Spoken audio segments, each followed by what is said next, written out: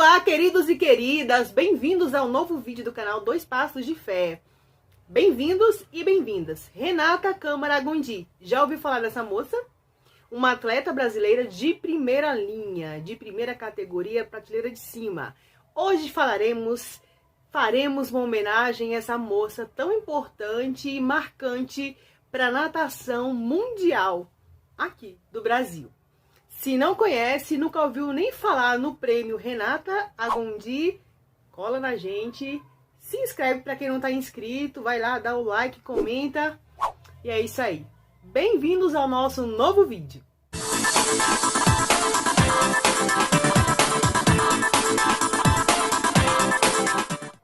Queridos e queridas, a Renata Câmara Gondi, ou Renata Gondi, como prefiram, ela foi uma atleta brasileira que começou com 8 aninhos de idade. 8 aninhos de idade, ela foi descoberta como uma boa nadadora. Os bons talentos, os melhores talentos, geralmente eles são descobertos logo cedo. E ela foi, não por olheiro, mas por interesse do pai e da mãe, de colocar tanto a Renata como os irmãos na natação.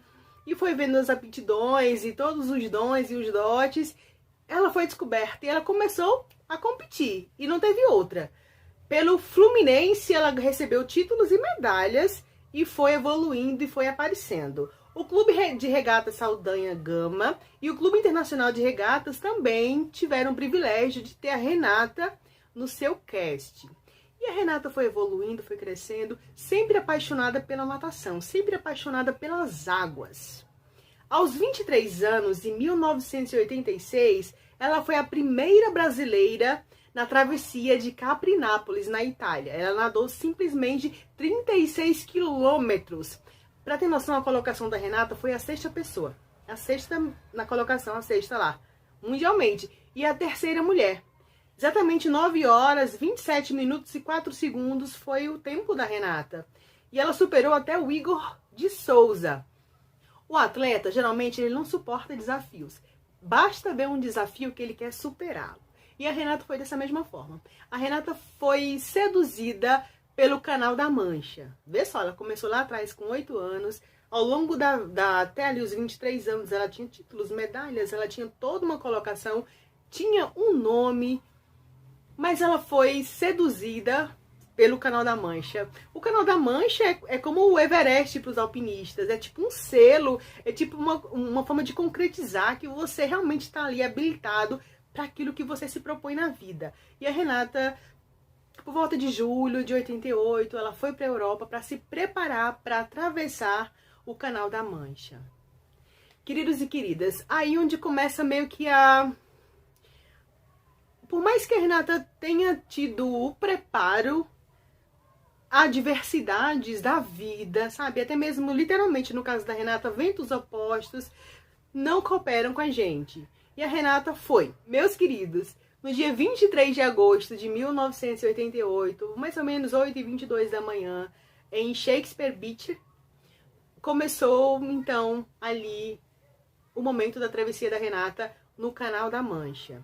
Nas primeiras 5 horas, meio que ela tinha nadado já 16 quilômetros, tipo 80 movimentos de braços por minuto. A mulher, a menina, tinha 23 anos, né? A menina era a Renata. Ela estava destacada, ela estava na metade da travessia do Canal da Mancha, já na metade da travessia do Canal da Mancha, só que quando passou a metade, o tempo começou a mudar.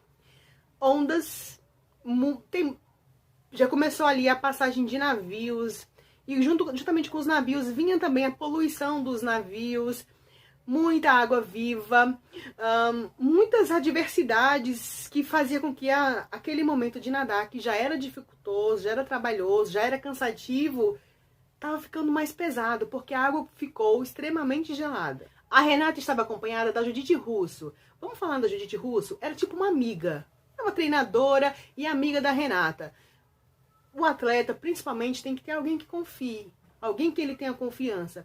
A Judite não era literalmente a preparadora física, e ao mesmo tempo era, porque ela tinha responsabilidade nas travessias da Renata de estar dando alimentação. Geralmente principalmente quem está fazendo travessia, ele é alimentado dentro d'água mesmo, para não sair da água, para cumprir todos os horários, todo o tempo dentro d'água. E a Judite fazia isso. E quando começou a travessia do Canal da Mancha, houve um porém. Havia o barqueiro, que é aquele barco que nada, que vai ao lado do nadador durante todo o percurso. O da Renata, sabe, quando a gente tem um projeto, um planejamento e começa as coisas a darem ruim, o barqueiro da Renata adoeceu. E ele não só adoeceu, como ele sugeriu um novo barqueiro para substituí-lo. Obviamente, se ele adoeceu, o barco do barqueiro é de uso do barqueiro. Então, se ele sugeriu outro barqueiro, o barqueiro vinha com o barco dele, que não era um barco próprio para travessia, era um barco de pesca. E tem tudo, é tudo trabalhado nos detalhes, porque o barco de pesca é mais alto. E o barco de quem acompanha, geralmente nadador em travessia, é um barco mais baixo, porque o treinador vai dando um lanchinho, vai dando a nutrição ao longo do tempo. Já a Renata já não gostou, mas ela meio que disse, vamos, eu tô muito empolgada, eu tô muito focada. Então no barco estava a Judite, o piloto, o copiloto e um fiscal. O fiscal escolhido para acompanhar o barco da Renata foi o Mark Edward Lewis. Ele era americano, só que ele estava ali para acompanhar outra pessoa. Foi levado para acompanhar a Renata, não sabe-se por quê. Caiu de gaiato também naquele barco. Então, o copiloto, o piloto, a Judite Russo e esse Lewis. E a Renata na água. 80 braçadas por minuto e muito esforço. 5 horas nadando, já foi 16 quilômetros, mas só que nas 4 horas restantes começou meio a que dar ruim. As ondas e os barqueiros, principalmente, não cooperavam. Não contribuíam de jeito nenhum para o bom andamento. O barco tinha que estar alinhado paralelo ao atleta. Gente, é o Canal da Mancha. A Renata, ela era especialista em nado em águas abertas. Só que o barqueiro que era para dar o suporte, o apoio, ele ora estava muito na frente, ora ele estava muito atrás. Nunca ele estava paralelo. E ouviu-se que a própria Judite gritava com os caras, gente, tem que ficar do lado da Renata. E começou a haver bate-boca, briga dentro do barco, porque quando o barco ia muito à frente, a Renata tinha que meio que levantar o pescoço para ver o barco. Isso era muito cansativo, porque a água estava muito gelada. Se o barco ia atrás, ela ficava totalmente perdida. O correto é que a Renata, ela ficou nadando em círculos. Nadando em círculos, quase 4 horas, ela não avançou 5 quilômetros.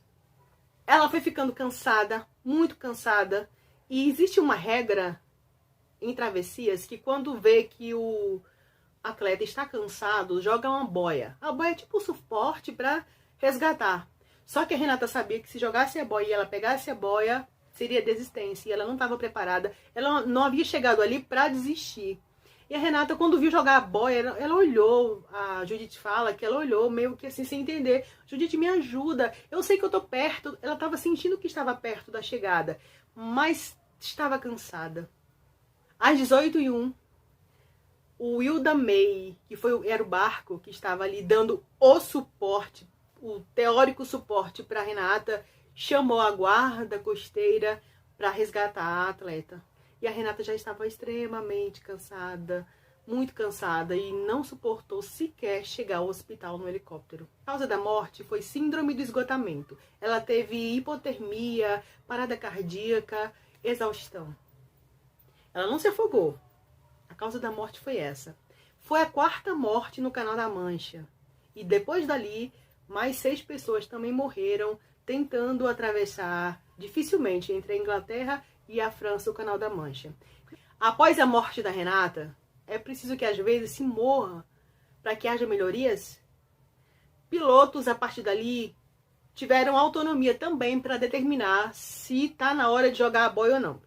Até então era só o preparador físico. A partir dali os pilotos também poderiam ter essa autonomia. Preparador físico. Por exemplo, a Judite Russo, que é amiga da Renata, mas não era preparadora física, digamos, profissional. Não era um educador físico. A partir daí passou a ser obrigatório um educador físico também no bar. 2 anos antes, o critério seria para escolher o barco para te acompanhar. Diferença, né? No dia da travessia da Renata, do Canal da Mancha, exatamente no dia, o piloto adoeceu e ela teve que substituí-lo de formas assim, sabe? Tudo muito em cima, muito em cima.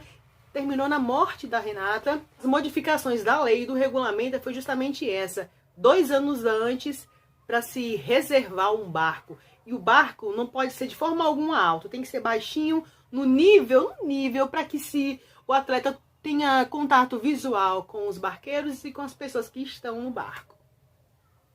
A Judite posteriormente foi investigada, de certa forma foi culpada por amigos da própria Renata, mas sendo que 5 anos depois foram os barqueiros que foram condenados e presos. Olha os números da Renata: 274 entre medalhas e títulos e mais de 40 troféus. Era uma campeã. Uma campeã. Por conta da importância da Renata, de tão bem que ela fez para a natação brasileira, existem competições com o seu nome. Existem homenagens com o seu nome. Renata. Talvez você não conhecesse a história dessa atleta, mas que fique marcado que na natação brasileira houve uma Renata que lutou com todas as forças até o último minuto de vida. E mesmo tendo morrido, morreu como uma vencedora. E aqui falamos sobre vencedores. Queridos e queridas, esse foi o vídeo dessa semana sobre a Renata. Alguém que ousou superar seus desafios. Até o próximo.